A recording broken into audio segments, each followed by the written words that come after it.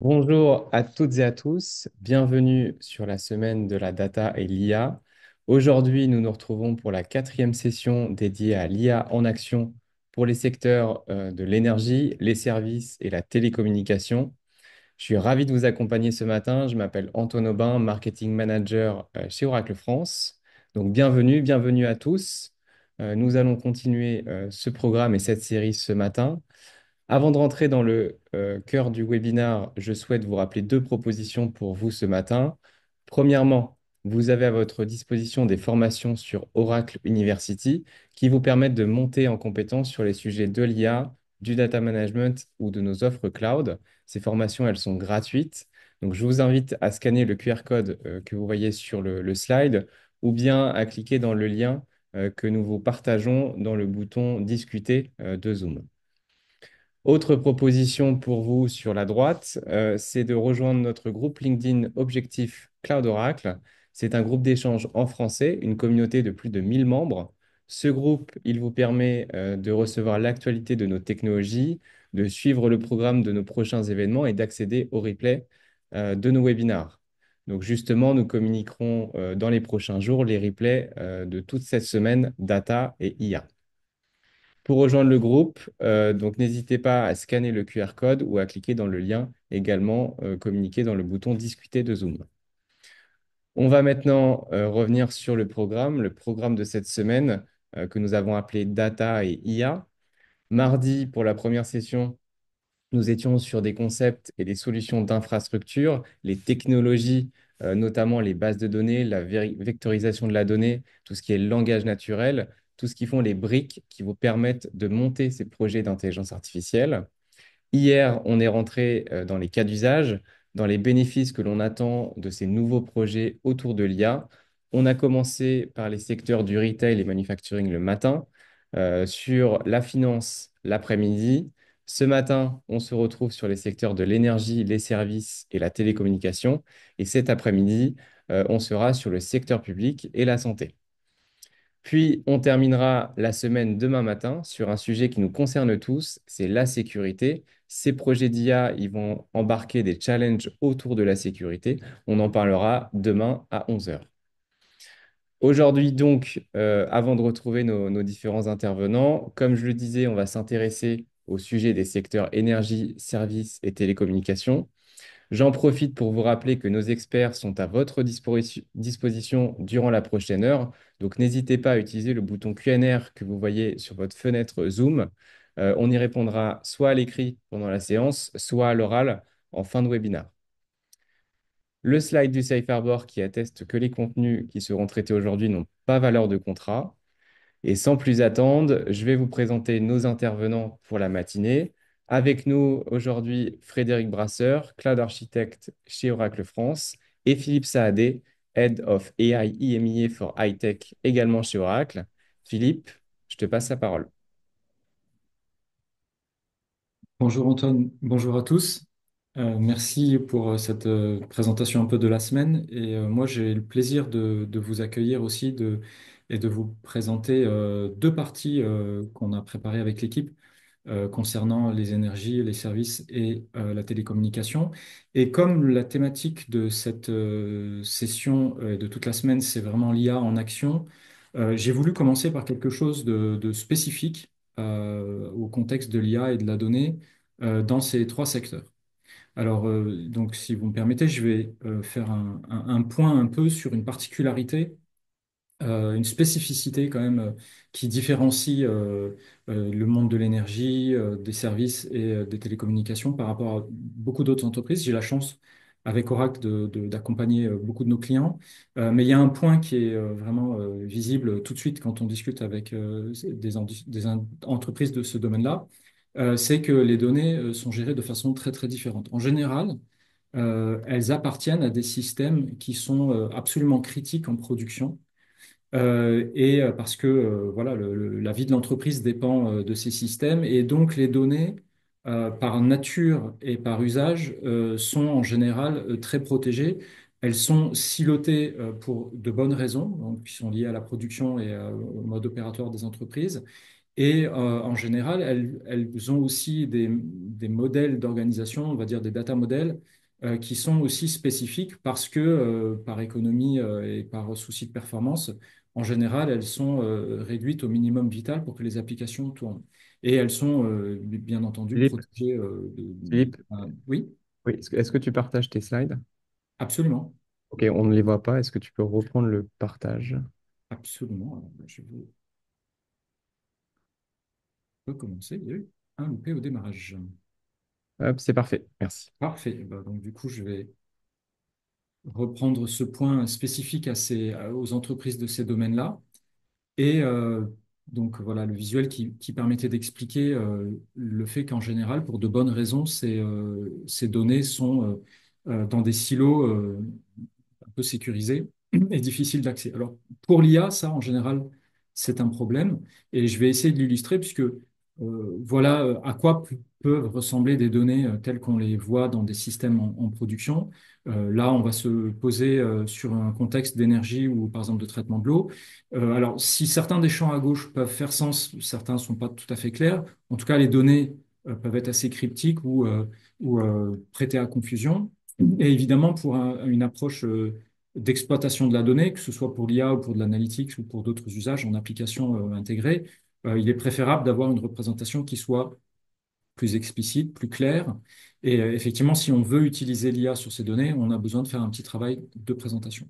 Et il se trouve que Oracle a souhaité s'attaquer à ce problème parce que la situation est quand même compréhensible du point de vue des applications en production, mais rend les choses difficiles pour l'IA et pour l'analytics. Et Oracle a développé une technologie qui permet de faire un travail spécifique sur les données. D'abord, de proposer dans les secteurs de l'énergie et de l'eau des modèles de données standards, ce qui facilite le travail des équipes dans les intégrations, en s'appuyant sur des collectes qui vont prendre la donnée quelle que soit la source. Il propose aussi un point que je vais présenter un peu plus loin, qui est permettre de mettre un peu d'ontologie et d'établir les relations entre les concepts des données qui sont collectés, qui sont traités par le modèle de données, et puis aussi faciliter l'intégration en production avec des systèmes de publication et de souscription aux données. Évidemment, l'objectif, c'est d'être le pivot parfait pour ensuite avoir des intégrations, soit dans des applications qui vont utiliser l'IA, soit dans des applications qui sont à but d'analytique, de reporting et de gestion des opérations. Alors évidemment, l'objectif aussi, c'est de permettre d'utiliser toutes les autres technologies qu'on va trouver dans un cloud public, comme des bases de données ou des outils d'orchestration et évidemment de data science. Bon. Donc, quel est le bénéfice? C'est d'arriver à trouver le traitement de la donnée et la mise à disposition de la donnée d'un point de vue conceptuel qui va rendre service et qui va rendre heureux, j'ai envie de dire, les équipes d'analytics, les équipes d'intelligence artificielle et puis aussi ceux qui s'appuient sur l'intégration dans des applications qui ont besoin de faire de la transaction avec la donnée au travers de data modèles stables dans le temps et fiables. Alors, pour ceux qui ne connaîtraient pas trop le concept, une base de connaissances orientée graphe, ça va pouvoir s'illustrer de la façon suivante. Il y a comment dire, un aspect un peu ontologique, hein, c'est qu'on va permettre de définir des concepts, les mettre en relation les uns avec les autres. En général, c'est un travail qui est assez laborieux. L'avantage de cette technologie Oracle, c'est de faciliter le travail et d'utiliser un peu, on va dire, les habitudes dans ces industries-là. Et enfin, le fait que ce soit déjà proposé par Oracle, c'est un gain de temps incroyable puisque de la donnée brute, telle qu'on l'a vu tout à l'heure en bas à gauche, on va pouvoir, en s'appuyant sur la représentation un peu conceptuelle en graphe, en même temps en exploitant des sources de données qui sont peut-être plus des documents texte expliquant certains concepts, etc., en faisant converger les deux dans cette base de connaissances en graphe, on va pouvoir utiliser par exemple l'IA générative et les outils pour fabriquer du texte qui explique à peu près en langage naturel de quoi on est en train de parler. Tel utilisateur, avec tel montant, dans telle situation. Et là, deuxième étape, on peut utiliser l'IA générative pour éventuellement produire un texte qui va servir une application d'interaction avec les clients.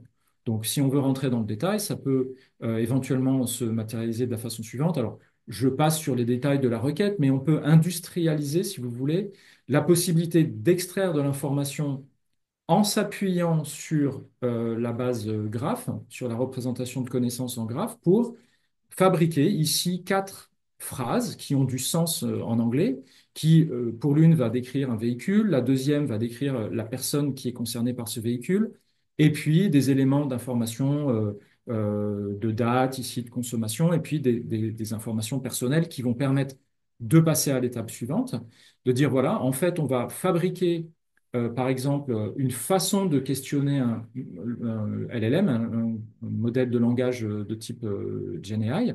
On va lui dire, voilà, il faudrait que tu crées, par exemple, un mail ou un texte, un discours à tenir à notre client sur la base de nos intentions. C'était la première partie du prompt, et sur la base d'informations qui sont celles exactement qu'on a collectées tout à l'heure, mais qui sont maintenant exploitables par le modèle puisqu'elles sont rédigées dans un anglais lisible. Les phrases individuellement ont du sens, elles sont techniques. Et donc ce texte, qui pourrait servir dans un mail, on peut aussi, si on a envie, l'intégrer directement dans un agent conversationnel, un avatar, qui pourrait, dans le cadre d'une vidéo personnalisée, s'adresser directement au client, faire son statut enfin lui donner son statut tel qu'il est vu par l'entreprise, et puis lui proposer ben voilà, différents services ou différents éléments qui sont dans la relation commerciale qu'on peut avoir avec ce client. Voilà. Et donc, on voit bien que le travail initial qui a été fait sur la donnée qui, elle, était dans les systèmes critiques a permis ensuite de dérouler euh, une proposition de valeur, un cas d'usage porté par l'IA générative. Alors, ça, c'était un aspect un peu particulier qu'on retrouve dans les trois industries qui sont au centre de cette session. Euh, je voudrais aussi attirer votre attention sur le fait que Oracle est aujourd'hui aussi tout à fait au courant que, en particulier dans le monde des télécommunications, mais pas que, en général, il y a enfin, une situation qui est quand même assez complexe à gérer. C'est qu'un opérateur de télécommunications n'est pas une entreprise comme les autres, du fait que d'abord, il a un système d'information classique avec un système d'information d'entreprise. Il a des systèmes un peu particuliers de gestion de la relation client, de gestion des systèmes business, mais il a aussi un vrai réseau spécifique sur lesquels en général transite pas seulement de la voix, mais de la donnée. Donc il y a des besoins spécifiques à cette partie-là du réseau. Et puis il y a aussi toute une partie de l'outillage qui est spécifique au monde des télécommunications, avec des besoins en développement, dans des langages particuliers, sur des équipements particuliers et avec des standards qui s'imposent en tant qu'opérateur de télécommunications. Et le challenge pour Oracle en tant que provider de solutions cloud, c'est d'être capable d'offrir l'ensemble des services, et moi j'ai en tête en particulier la partie IA, d'être capable de les offrir d'une façon uniforme pour au moins ces trois domaines-là. C'est-à-dire être capable d'avoir des solutions d'orchestration, de développement, de gestion de modèles de machine learning qui fonctionnent de façon homogène et qui évitent ben, la multiplication des technologies. Et ça veut dire qu'il faut aussi être capable de couvrir différents modes de déploiement. Donc, on souhaite apporter une expérience de cloud, si possible, enfin, complète telle qu'on la trouve dans le cloud, de situations où où les cas d'usage vont pouvoir exister complètement dans le cloud, mais aussi éventuellement sur des infrastructures qui seront hébergées chez nos clients et qui couvriront quasiment la totalité des solutions de notre cloud, ou bien parfois des équipements qui vont être dans les data centers de nos clients et qui couvriront enfin une fraction des services qu'on est capable de proposer, ou même éventuellement sur des équipements qui sont déconnectés, donc en mode edge, avec un nombre plus réduit de services, mais il faut que ce continuum se fasse. Et je voudrais prendre l'exemple de l'opérateur Vodafone qui, par la force de cette proposition, a décidé de faire l'acquisition de 6 régions. Donc, vous imaginez vraiment le cloud public Oracle, mais en réalité hébergé chez Vodafone et à disposition et complètement sous contrôle de Vodafone pour ses activités commerciales et d'entreprise. Donc voilà, donc ça, c'était vraiment 2 points que je voulais préciser, qui sont des contextes un peu spécifiques. Euh, on est dans cette session sur l'IA en action. Il n'y a pas, enfin, on a besoin de travailler ces sujets si on veut vraiment faire effet de levier sur l'IA, sur toute son entreprise, dans ces entreprises-là. Alors, je vais passer maintenant la main à Frédéric pour quelques cas d'usage.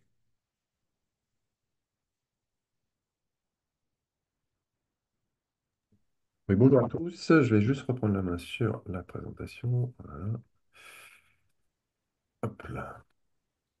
Donc oui, moi je vais vous parler de quelques cas d'usage qui sont pertinents donc, dans le cas du domaine de l'énergie ou du telco. Et je vais vous parler plus particulièrement de ce qu'on appelle les maintenances prédictives.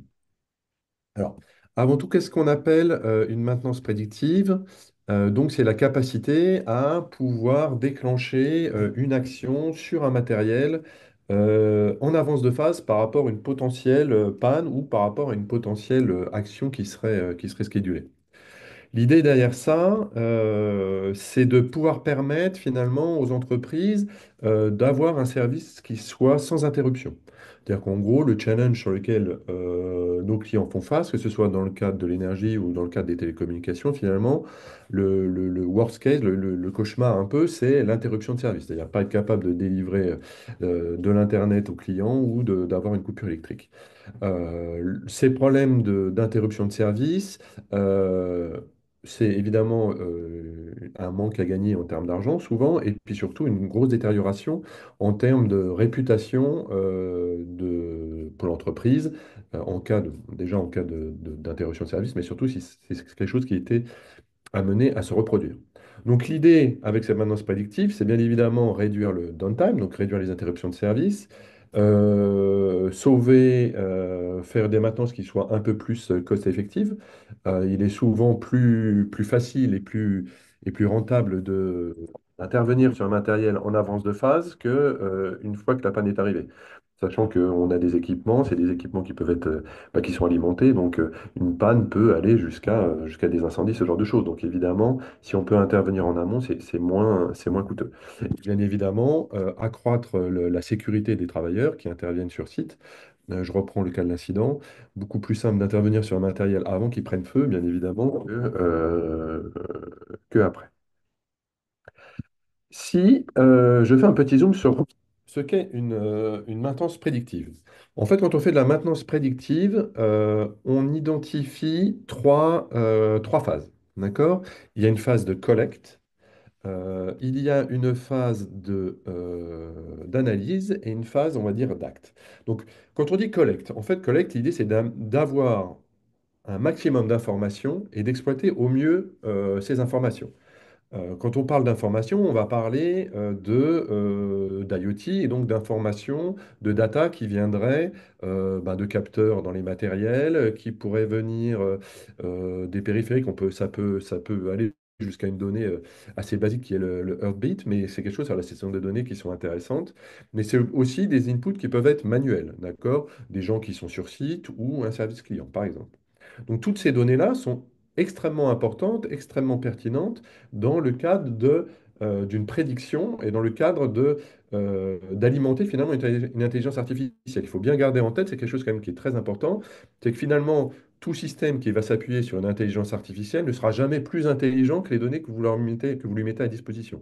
Donc là, s'assurer que toute donnée qui est capable finalement d'être un signe avant-coureur d'une future failure est intéressante et est importante de récupérer. Donc ces données-là, donc c'est la phase de collecte, donc on récupère les données. L'idée, c'est d'être capable de streamer, de les intégrer et de les stocker dans une base de données ou dans un entrepôt de données, de manière à ce que ces données-là soient exploitables et exploitées. La deuxième phase, dans une architecture de maintenance prédictive, finalement, c'est d'analyser ces données. Donc, dans l'analyse des données, on va dire, il va y avoir deux grandes phases. On va dire une phase de préparation de la donnée. Donc, l'idée, c'est de s'assurer de la qualité des données, s'assurer qu'il n'y a pas des trous dans les données qu'on collecte. C'est un des problèmes qu'on a régulièrement sur les données qu'on collecte des objets connectés sur Internet. C'est que parfois, on a un petit mismatch, par exemple, entre la donnée qui est envoyée et la synchronisation avec une horloge, par exemple. Donc, dans les séries de données, ça fait des inconsistances. Donc, ça, on a des algorithmes qui permettent de préparer ça. Donc, voilà, c'est important d'avoir ces données, de les préparer, de remplir les trous et d'avoir un jeu de données qui soit cohérent. Et ensuite, on utiliser des algorithmes de détection d'anomalies pour mettre en exergue un comportement d'un matériel qui ne serait pas normal. Basiquement, si on résume, à ce niveau-là, on prend un dataset dit normal, euh, donc sans anomalie, sur lequel on fait tourner des modèles training, et ensuite on compare ce modèle normal à la réalité, on fait une confrontation et on détecte si on est dans un trend qui est considéré comme normal ou pas. Enfin, la troisième phase qui finalement consiste à dire, eh ben voilà, j'ai détecté quelque chose qui ne va pas, il va falloir que j'agisse, donc déclencher une maintenance ou corriger éventuellement, on considère que c'est normal et donc corriger l'algo. Si je veux illustrer un petit peu ça et comment OCI peut aider sur ces sujets-là. Donc là, on est sur un use case qu'on a étudié pour un client sur la maintenance des lignes aériennes, d'accord, dans le domaine de l'énergie. Sur ce use case-là, donc je vais me concentrer sur la partie collecte. Ce qu'on a déployé pour ce client-là, c'est finalement, il a beaucoup de données qui arrivent. Donc, on a des capteurs, on a de l'IoT qui arrive, mais on a aussi finalement des rapports d'intervention des gens qui sont sur le terrain, d'accord, qui font des maintenances. Dans ce cadre-là, on a par exemple les techniciens de maintenance qui rédigent des rapports et qui souvent faisaient des photos, d'accord, de leur intervention.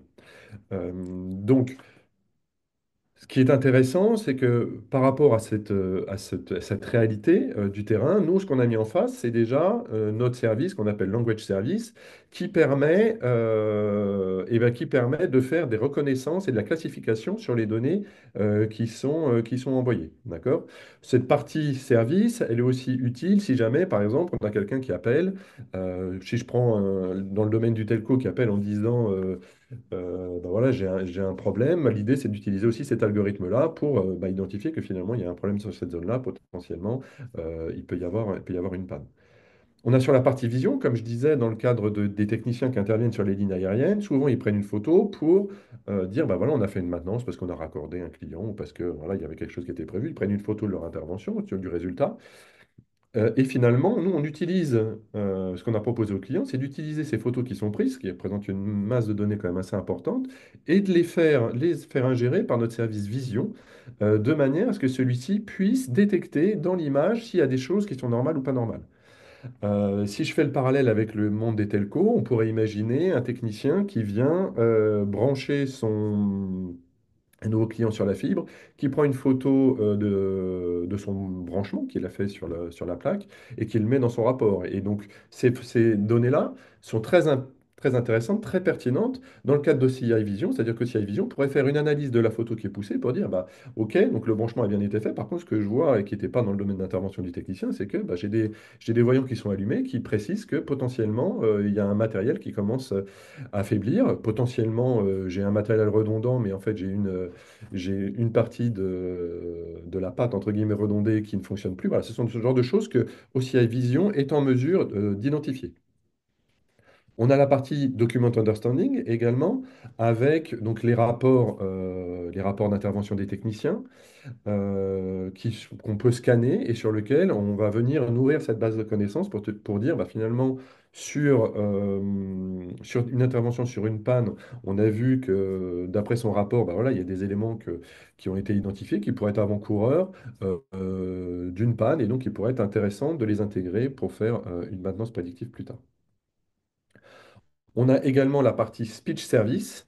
Alors, dans le cadre de ce client-là, on s'en est servi pour tout ce qui va être appel téléphonique, c'est-à-dire des gens qui se sont plaints de micro-coupures électriques ou de surtension, ce genre de choses. Donc, l'idée, c'est de pouvoir analyser les appels qui sont passés, les retranscrire en texte et faire des analyses là-dessus. Nos LLM sont en mesure finalement bah, de retranscrire toute cette conversation et d'identifier que potentiellement bah, ces appels-là sont avant-coureurs d'une panne et donc de pouvoir déclencher une intervention euh, en avance de phase.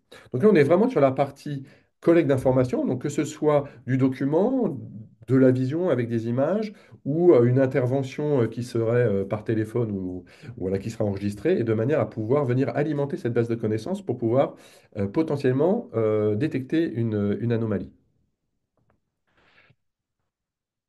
Si je m'intéresse donc à cette partie analyse des données, je saute sur un autre use case donc qui est toujours dans le domaine de l'énergie, qui est sur la partie éolienne. Donc ça, c'est un use case qu'on a déployé chez un de nos clients.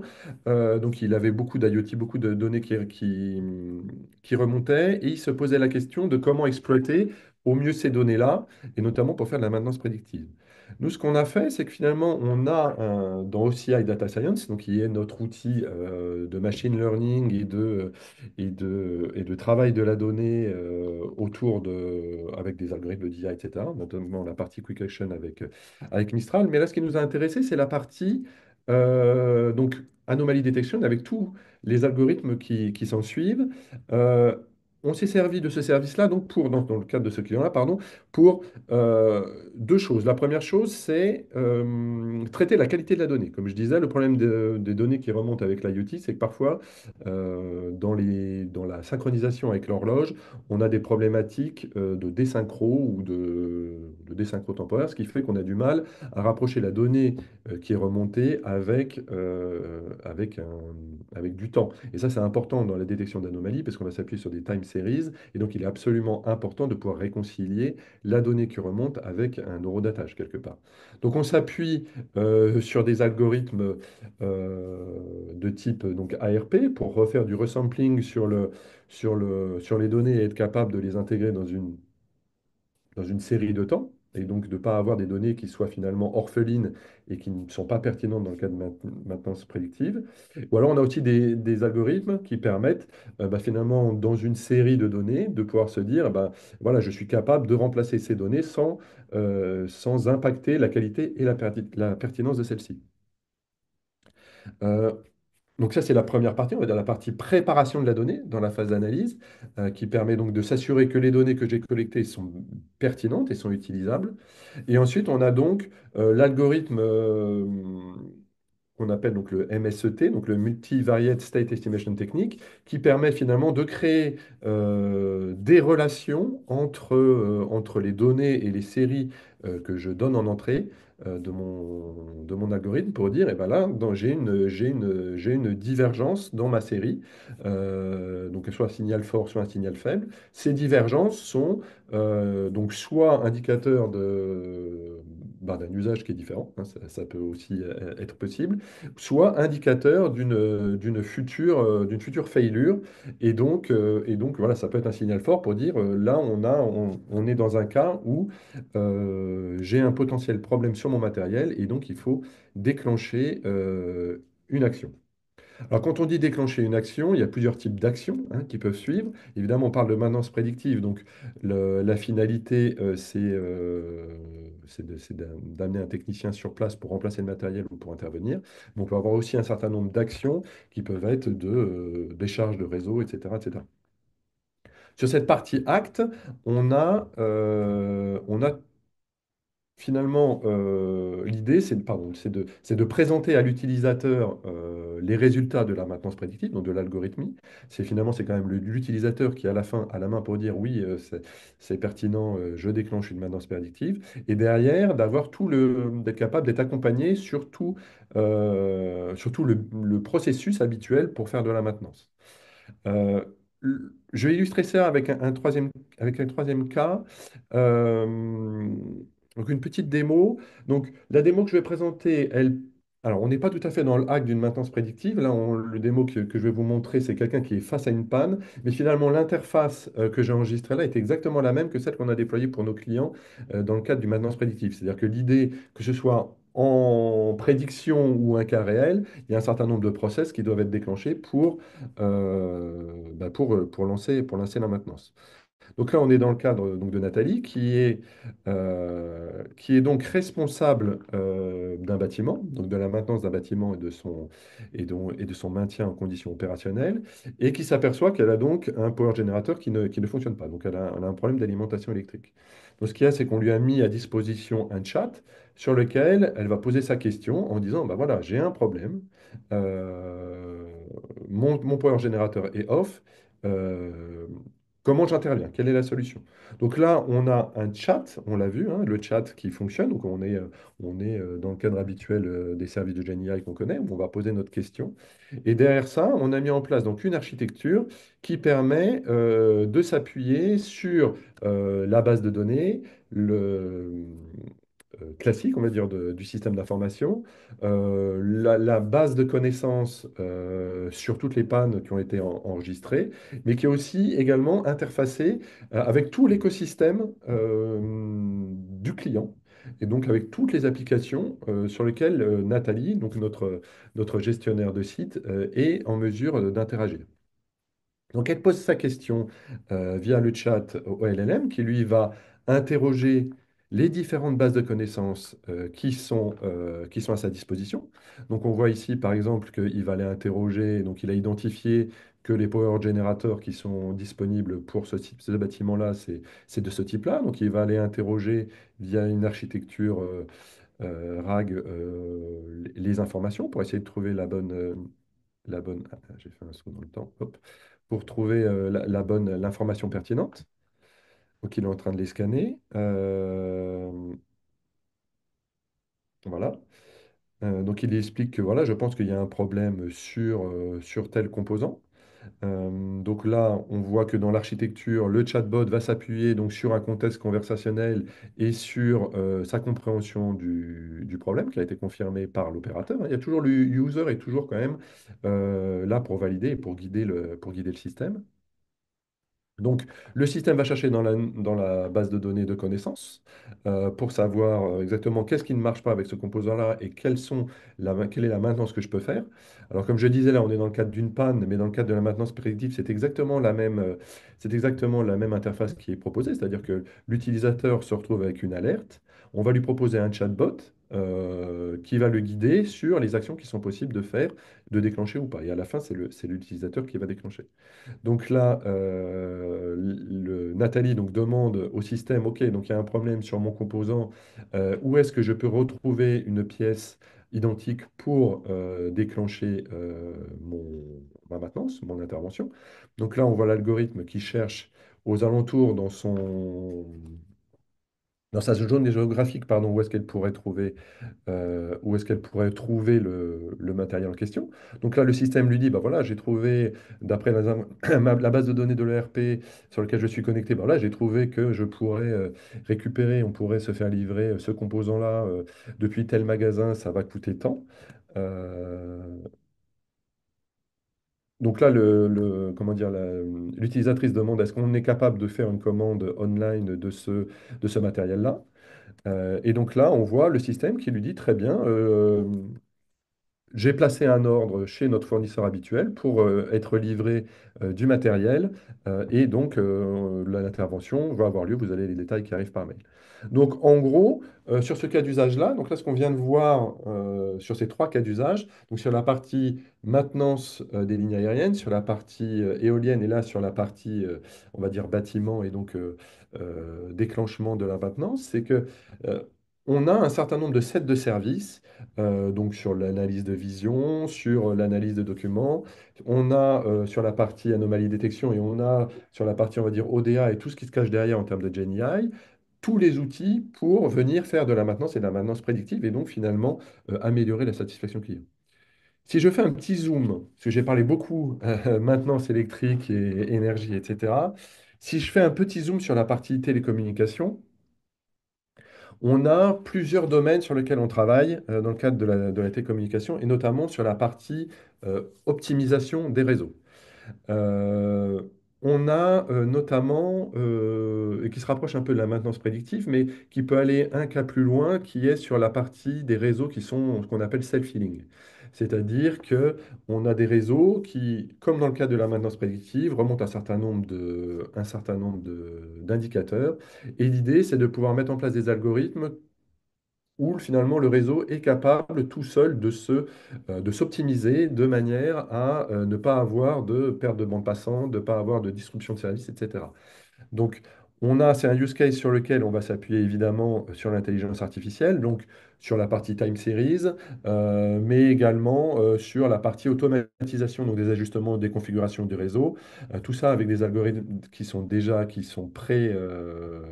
pré-entraînés et qui permettent d'être pertinents sur cette partie vraiment des réseaux qui, en autonomie, sont capables de répartir la charge pour éviter les interruptions de service. Alors pour faire ça, dans le cadre des télécommunications, on va avoir besoin d'une infrastructure pertinente et c'est là que la partie GPU est particulièrement intéressante puisqu'on va avoir besoin de faire du calcul qui va être massivement parallèle. Et donc c'est là que les GPU sont pertinentes dans ce cadre-là d'optimisation des réseaux, c'est-à-dire être capable finalement de traiter en parallèle énormément de données et être capable donc de proposer des ajustements et d'être capable d'avoir des réseaux qui vont se- se faire donc ce qu'on appelle le selfie. Un des nerfs de la guerre chez les opérateurs télécoms, on le sait, c'est être capable de garder sa base d'utilisateurs. Donc, l'idée, c'est d'avoir un service qui soit de qualité et qui soit en mesure de mesurer. Donc, on a une mesure du service qu'on va dire qui est technique, hein, avec la bande passante, etc., des réseaux.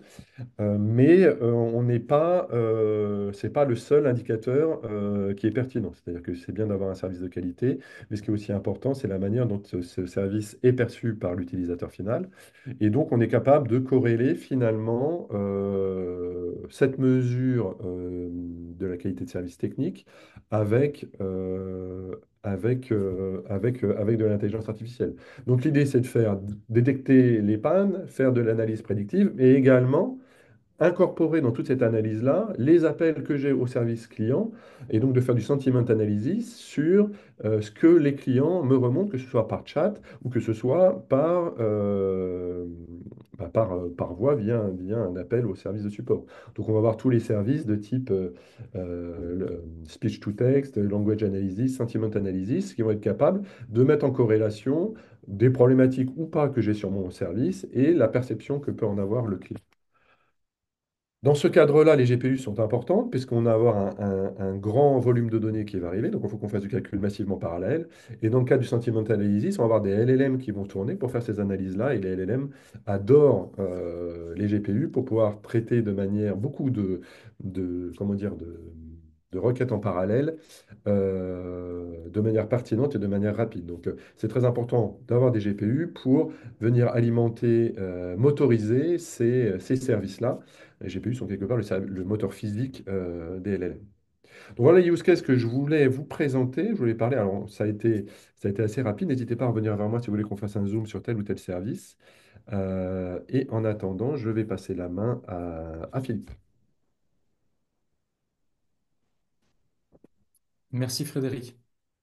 Donc dans cette dernière partie de notre session, je vais faire un peu le tour du propriétaire, j'ai envie de dire, de la partie IA chez Oracle, de façon à ce que vous ayez une vue panoramique mais synthétique de tous les services que l'on peut proposer et les mettre quand même en contexte par rapport aux objectifs spécifiques des cas d'usage d'IA dans l'énergie, dans les services et dans les télécommunications. Alors, euh, il y a une saine obsession chez Oracle qui, pour moi, est absolument fondamentale.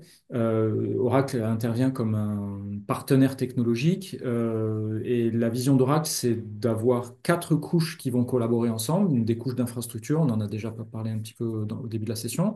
Une couche qui est dédiée à la data sous tous ses aspects. Évidemment, une couche qui, elle, est complètement dédiée au service d'IA, donc c'est de la data science qui est sur étagère et qui va être intégré aux deux autres couches. Et puis, parce que tout ça doit finir par vivre dans des applications qui existent, alors ça peut être en mode SaaS, mais ça peut être en mode application sur mobile, en web ou vraiment dans des systèmes en production.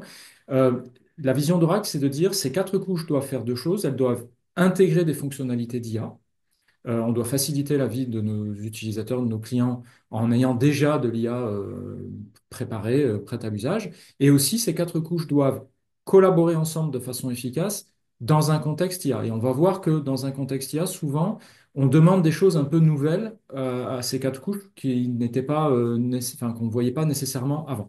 Et c'est ce que je vais essayer de vous rendre clair et intelligible. Alors, quand on s'appelle Oracle et qu'on a investi beaucoup dans ces quatre couches-là, ça donne effectivement une population de solutions qui vont venir se positionner dans chacune des couches. Alors, je ne vais pas vous présenter chacun des éléments ici. Si vous avez des questions spécifiques, je vous invite vraiment à nous contacter, à nous parler de votre contexte, de votre cas d'usage, des points forts et des points faibles que vous voyez dans vos capacités. On va regarder en fait ce qui pourrait correspondre le mieux et comment on pourrait vous accompagner. Mais ce que je voudrais, c'est plutôt prendre un point de vue légèrement différent et on va réorganiser un petit peu les choses. On va dire, OK, on a comme objectif de produire une solution, un produit ou une application basée sur l'IA. Quelles sont les grandes dimensions qui vont me permettre de le faire correctement? Et qu'est-ce qu'Oracle propose par rapport à ça? Alors, rapidement, hein, je vais passer ces quatre dimensions un peu en conclusion de la session. Alors, il y a une compétence assez forte d'Oracle sur l'infrastructure. C'est parfois méconnu, mais je vais la présenter rapidement. Alors, ça vient en fait de quelque chose qui a commencé il y a très longtemps chez Oracle, c'est qu'on a été reconnu comme leader dans la production de systèmes gérant les données avec nos Exadata il y a pratiquement plus de 16 ans maintenant qui étaient en fait des systèmes dédiés aux données dans des contraintes de très haute performance, en particulier dans le monde bancaire, mais même dans le monde des télécommunications aussi, qui étaient des systèmes on-prem et qui avaient en fait une robustesse et une fiabilité en production qui étaient vraiment reconnues.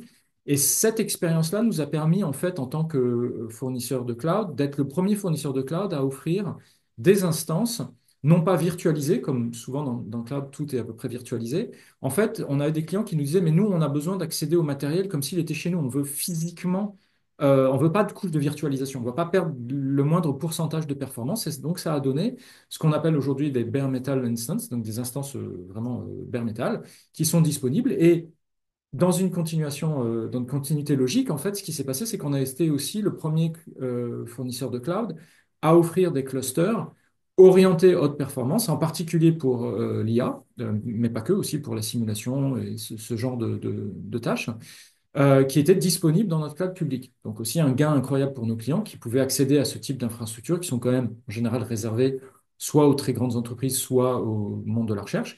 Et dans cet effort de vulgarisation, on a aussi souhaité l'année dernière, mettre à disposition des systèmes de fichiers qui ont des caractéristiques de très haute performance, mais qui sont finalement démocratisés dans notre cloud. Et cet effort est tellement, enfin, il y a une réussite dans cet effort qui fait que même OpenAI, qui est quand même, je pense, assez connu dans le monde de l'IA générative, a décidé l'année dernière d'étendre ses capacités de calcul, qui étaient évidemment chez Microsoft sur le cloud Azure, en disant on a besoin de plus de capacités et l'excellence des infrastructures Oracle fait qu'on va choisir Oracle comme partenaire technologique sur ces infrastructures. Alors, petit aparté, si vous avez suivi l'information lundi soir ou mardi matin, heure européenne, on a pu apprendre en fait la création d'une société qui est en fait constituée de OpenAI, avec Nvidia, avec Oracle, avec la société SoftBank qui est donc un peu un financeur, d'un projet aux États-Unis de financement de 500 milliards d'infrastructures IA pour servir les ambitions les plus élevées des États-Unis sur le plan de l'IA générative. Et donc, on voit dans cette continuité à quel point la qualité du savoir-faire d'Oracle sur les infrastructures d'IA est reconnue aujourd'hui, même dans cet investissement dont je viens de parler, qui s'appelle le projet Stargate. Mais bon, vous allez me dire, tout ça c'est très bien, mais nous, on n'a peut-être pas cette ambition-là. En réalité, le bénéfice, c'est un peu comme dans l'innovation spatiale, c'est qu'en fait, aujourd'hui, nos clients peuvent bénéficier de notre expérience d'utilisation massive des GPU pour même des petits projets. Et donc, on va trouver toute la gamme d'accélérateurs graphiques, alors en particulier de la marque NVIDIA, avec la série très connue des A10, hein, qui date maintenant un peu, mais qu'on a été parmi les premiers à déployer vraiment à l'échelle, jusqu'à, vous pouvez réserver aujourd'hui des GPU qui seront bientôt mises à disposition par NVIDIA, comme les B200 ou les GB200. Euh, tout cela étant accompagné par, comme je l'ai dit, des systèmes de fichiers de stockage de la donnée qui sont avec des niveaux de performance et de prix adaptés à chaque cas d'usage. Comme dans le secteur de l'énergie, de la télécommunication et des services, on a parfois des combinaisons un peu particulières d'exigences de performance. On offre la souplesse qui va bien au niveau de l'infrastructure. Voilà, donc ça, c'est ce que je voulais mettre en avant sur la partie infrastructure. Rapidement, sur ce qui est spécifique des projets IA du côté de la data et des plateformes de machine learning, Frédéric en a parlé un tout petit peu avant, c'est on a une plateforme complète de data science qui s'appelle OCI Data Science et qui va intégrer. Alors, on a fait le choix de s'appuyer sur une panoplie d'outils open source parce que c'était la demande de beaucoup d'équipes de data science qui aiment pratiquer ces outils-là. On s'aligne sur des standards ouverts pour la gestion des modèles, avec en particulier le modèle Onyx qui permet enfin, on va dire une intégration et une intercommunication avec d'autres outils, même propriétaires. C'est un bon choix. Et puis, on offre aussi pour les équipes qui sont plus orientées développement et qui aiment le code et qui aiment tout piloter par du code, on a un kit de développement, donc un SDK qui s'appelle Accelerated Data Science et qui permet finalement de piloter toutes ces ressources offertes par le cloud Oracle directement depuis le code. Alors, je ne passe pas en revue toutes les fonctionnalités, elles sont affichées, mais on serait ravi d'échanger avec vos équipes si vous avez des questions à ce sujet-là. Et aussi, on offre des modules de découverte, Frédéric l'a précisé tout à l'heure, qu'on appelle des AI Quick Actions, et qui vont en fait sur des cas particuliers, par exemple de l'entraînement de modèles ou du fine-tuning de modèles ou d'autres cas d'usage, de démarrer avec un tutoriel, j'ai envie de dire, où il y a du code déjà, il y a tout ce qu'il faut pour mettre le pied à l'étrier et ne pas bloquer parce qu'on ne se sent pas capable de le faire. Donc voilà, donc ça c'est un peu l'environnement de OCI Data Science. Ça permet aussi, le cas échéant, d'offrir une expérience de notebook. Il y a des équipes de data science qui veulent collaborer, travailler par l'intermédiaire de notebook. Et évidemment, nous, ce qu'on propose, c'est une expérience de notebook un peu solide, hein, avec une large gamme de matériel pour faire tourner ces notebooks, avec GPU, sans GPU, mais aussi des éléments collaboratifs, de sécurité. Enfin voilà, tout ce qui va faire que le notebook sera utilisé de façon professionnelle. On veut éviter évidemment des data scientists qui travaillent sur leur portable avec des codes qui sont jamais suivis, jamais versionnés, etc. Donc là, c'est une offre un peu riche. Et puis, élément important aussi côté data et plateforme ML, parce que c'est très important de la mettre à disposition des équipes dès le début, c'est la vision d'Oracle sur la data, c'est de faire converger la database. C'est de dire, aujourd'hui, des data scientists vont avoir besoin de travailler de la donnée structurée, de la donnée texte. Donc, structurée, ça veut dire éventuellement des tables, hein, des données sur des bases de type SQL. Mais c'est aussi des documents libres, des photos, des images, des données d'IoT. Et il y a un problème qu'on veut éviter, c'est une multiplicité de technologies de base de données pour que finalement le data scientist soit obligé de faire une partie de la requête sur une base SQL, une partie de la requête sur une base orientée graph, par exemple. À un moment donné, il va avoir besoin d'un stockage en mode vectoriel. Par exemple, les images vont être transformées en vecteurs pour pouvoir faire de la recherche, du classement. Et si vous multipliez toutes les technologies et tous les moteurs, vous allez avoir finalement beaucoup de collage à faire et de la copie de données, du processing. Et en fait, Oracle a décidé de simplifier tout ça et de dire non, on va proposer un seul moteur de requête qui va être capable d'adresser derrière toutes les données et de comprendre dans la requête ce qui est relatif à la partie vectorielle, à la partie graphe ou à la partie relationnelle, par exemple. Et donc ça, évidemment, ça simplifie énormément le travail des équipes puisqu'il n'y a qu'un frontal et puis c'est des économies d'échelle de coût puisque vous avez une seule techno qui s'occupe de la performance. Sur la partie IA spécifique, rapidement, je voudrais juste souligner encore le partenariat de longue date d'Oracle avec NVIDIA, ce qui fait qu'en général, quand on a des équipes qui sont un peu inquiètes en disant oui, mais nous, on voudrait utiliser tel nouveau framework d'NVIDIA, notamment dans le traitement des données IoT ou par exemple dans un traitement spécifique sur des LLM, euh, en fait, nous, on a à la fois le matériel NVIDIA, mais on a aussi toutes les solutions, les applications dans le langage de NVIDIA qui sont spécifiques à il y en a plus de 400, je crois. Vous allez les retrouver dans la marketplace d'Oracle et on facilite l'intégration. Donc, pas de souci de version, etc. Tout est compatible chez Oracle. Et puis, dernier élément, sur la partie IA, souvent les équipes nous disent, oui, mais nous, on veut que les solutions soient au plus près de nos clients. Donc, qu'est-ce que vous pouvez faire pour nous? Et aujourd'hui, Oracle a plus de 168 régions, alors construites ou en cours de construction, avec évidemment des régions de type cloud public, mais aussi des régions plus spécifiques qui sont soit de type gouvernemental, soit alors en Europe, deux régions à Madrid et à Francfort qui ont le label souveraine au sens de la communauté européenne.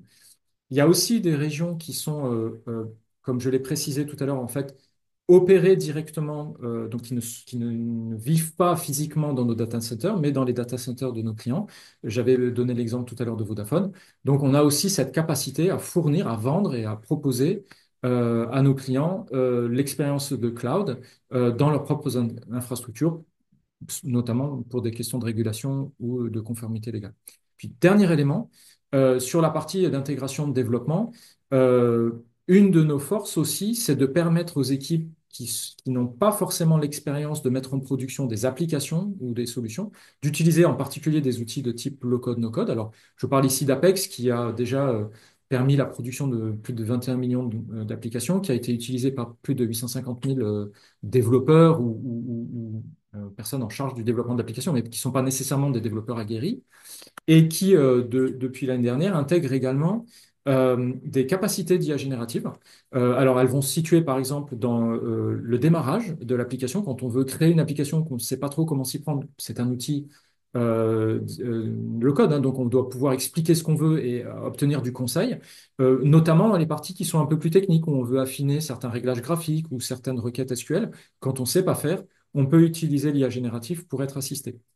Mais il y a également des éléments d'IA dans l'outil qui permettent en fait de trouver dans un catalogue de solutions ou à partir de ces données d'être assisté dans les tout premiers pas de la création de l'application. Voilà. Donc ça, c'est un élément important. Pour ceux qui ont des besoins de mise en production beaucoup plus robustes, on va pouvoir s'appuyer aussi sur des technologies de type Kubernetes. Alors, je ne vais pas détailler tous ces avantages, mais on propose un Kubernetes managé pour dire la partie difficile de management, d'optimisation de Kubernetes sur nos infrastructures. On en a la charge et on laisse à nos clients la possibilité de les intégrer tantôt sur des étapes d'entraînement de modèles, de serving, donc pour faire les inférences des modèles, ou d'autres éléments qui sont propres à certaines applications sur la data, par exemple. Voilà, je vais en rester là et je vais repasser la parole à Antoine. Merci beaucoup Philippe, merci Frédéric. Donc je vous invite à rallumer, en tout cas Frédéric, rallumer ta caméra. Donc merci pour vos interventions. On va maintenant passer à une session de questions-réponses. Donc je vous invite tous à continuer à poser vos questions dans le bouton Q&A de Zoom. Avant de passer aux questions, donc je voulais également vous parler de notre événement Cloud World Tour Paris. Les inscriptions sont ouvertes. L'événement aura lieu le 13 mars prochain à Paris. Donc je vous invite à cliquer sur le lien dans le bouton Discuter de Zoom pour consulter l'agenda et vous y inscrire. Je vais donc regarder les questions. Il y en a une, je pense, pour toi, Frédéric, qui fait allusion à ta partie. Oui. Bonjour, serait-il possible d'avoir une idée générale du temps passé en pourcentage pour ces différentes phases, collecte, analyse, etc. J'imagine qu'on parle de temps projet. En fait, ça, bon, je vais faire une réponse de Normand entre guillemets, ça dépend. Ça dépend en fait des données qu'on peut collecter.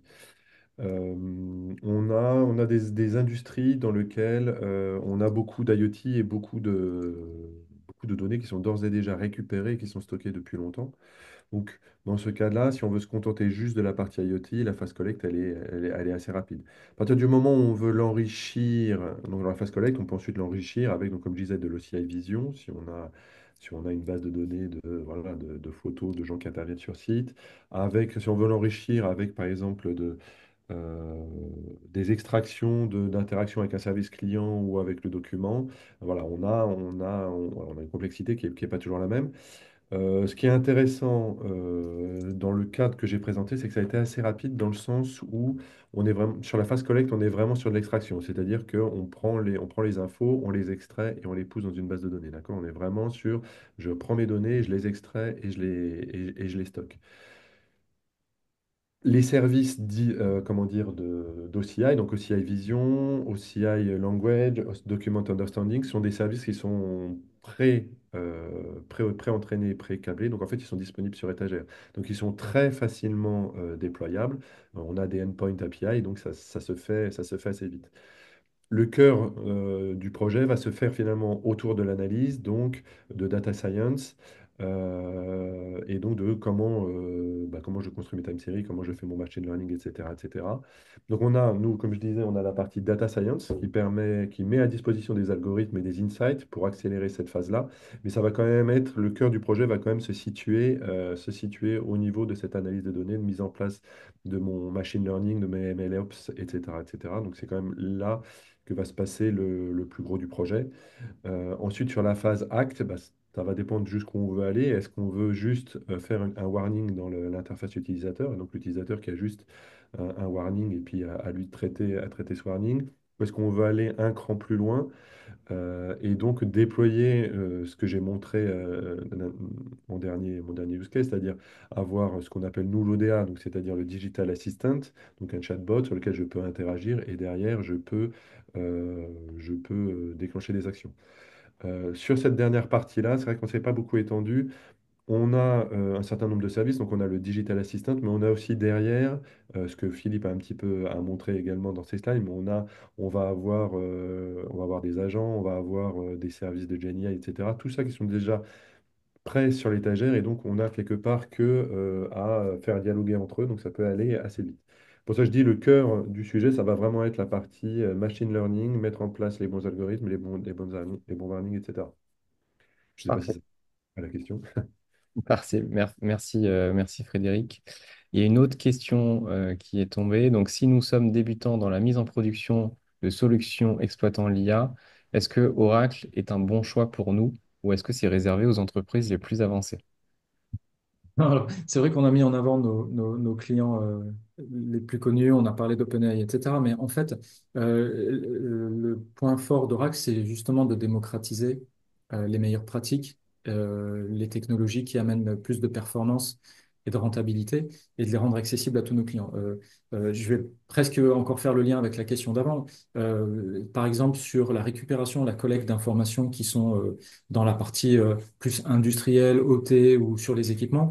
On a, par exemple, des équipements de Edge qui vont faire la passerelle entre ces éléments-là, peut-être faire du traitement local pour faire du filtrage et ensuite remonter tout ça dans le cloud avec un contrôle depuis le cloud par nos clients de ces équipements. Donc en fait, non, je pense que c'est pas du tout réservé seulement aux très très grandes entreprises. Vous pouvez, même sur des tout petits projets, bénéficier de ce facteur d'accélération d'Oracle dans le soin qu'on prend à mettre à disposition ces technologies de façon à traiter votre projet avec, j'ai envie de dire, plus d'élégance et puis surtout, un sujet très important, éviter la dette technologique. En vous appuyant sur des technologies Oracle, sur des petits projets, vous savez que avec le temps, quand ces projets vont grandir, se complexifier et peut-être s'agréger avec d'autres projets, vous allez avoir des technologies qui vont vous accompagner du plus simple au plus compliqué. Merci, merci Philippe. Je vois que le temps approche la fin. Une dernière question. Donc c'est une question qu'on a eue aussi hier. C'est faut-il déplacer toutes ces données sur la base Oracle sur OCI pour bénéficier des fonctionnalités de l'IA? Alors, c'est pas du tout impératif. Il peut y avoir plusieurs situations. Si vous avez, par exemple, déjà énormément de données dans un cloud public et que vous souhaitez bénéficier de ces fonctionnalités très spécifiques des bases Oracle, par exemple, pour vous simplifier la vie sur la partie IA, vous pouvez très bien utiliser nos technologies, donc comme la base 23 AI, alors je vais citer, enfin je vais pas citer les autres clouds, mais les trois, Azure, AWS et GCP, offrent aujourd'hui, pour de bonnes raisons justement, les technologies de base Oracle. Après, si vous avez des besoins plus compliqués et que vous commencez à comprendre l'intérêt d'avoir la main sur les infrastructures et de contrôler de bout en bout la chaîne technologique et de vous assurer qu'à chaque étape de cette chaîne, vous avez les meilleures performances, vous pouvez évidemment assez facilement, on a des technologies qui facilitent le transfert des données, vous pouvez transférer tout ou partie de vos données sur les infrastructures Oracle pour porter vos cas d'usage. Voilà, il y a pas d'obligation, il y a des tas d'options qui vous sont offertes et ce sera à vous de choisir l'option qui vous correspond le mieux. Parfait, parfait. Il est midi, on va clôturer. Si vous avez des questions, n'hésitez pas à continuer à les poster dans le questionnaire. On va y répondre à l'instant à l'écrit. Donc merci, merci Philippe, merci Frédéric pour vos interventions durant ce webinaire. Je vous rappelle que cette série continue cet après-midi avec une session AI in Action pour le secteur public et la santé. Et demain, on se retrouve à 11 heures pour une session sécurité et IA. Merci encore à tous pour votre présence et participation. Très bonne journée. Merci.